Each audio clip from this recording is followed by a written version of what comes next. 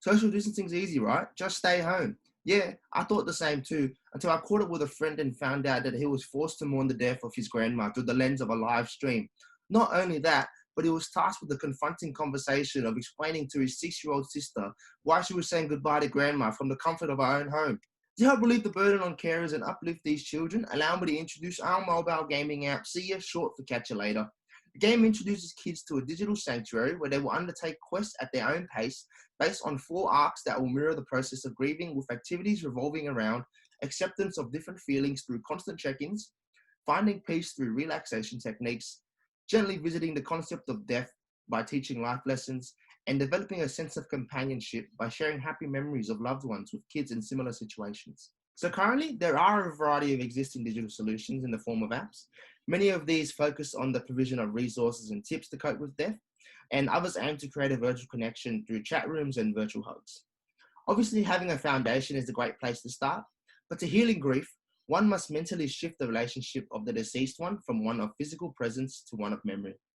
This is what I believe sets us apart, as users are invited to physically participate in the healing process with activities tailored towards coping and acceptance. So the customer segments of this app are parents or guardians of young kids between the ages of 3 and 14 living in New South Wales and have lost a loved one during COVID.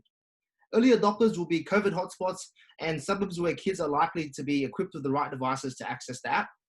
And on an international scale, we will seek simultaneous expansion in Italy, America, and Brazil, who have some of the largest death tolls and stringent funeral restrictions. In 2017, our chosen countries had roughly 5 million reported deaths, acting as the foundation for our serviceable available market.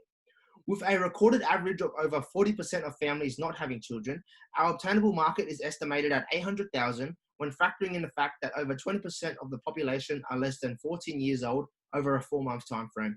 So our marketing plan will revolve around first establishing networks and partnerships with certified counselors who can provide insights towards the construction of the game's narrative, adding more credibility towards its effectiveness.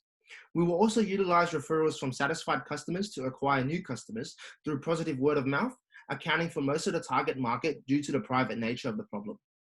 The first 50 users of the app will also be given a 7-day free trial to gauge its effectiveness and also kickstart the positive word of mouth trail. Also, we will reach out to parental blogs, as parents often use these to source advice on their problems.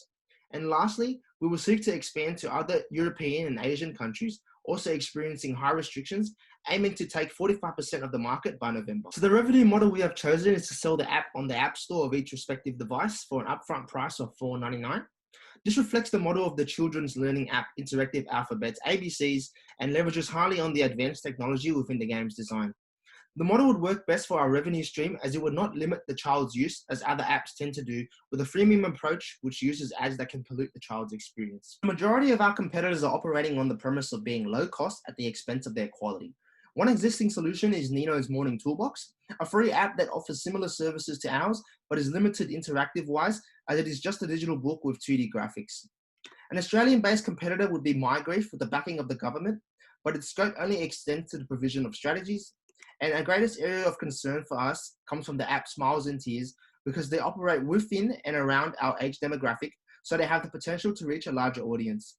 They also utilize similar activities like journal writing, so if they were to personalize the user experience with a higher quality game and or at a lower cost price than us, there is possibility of a threat.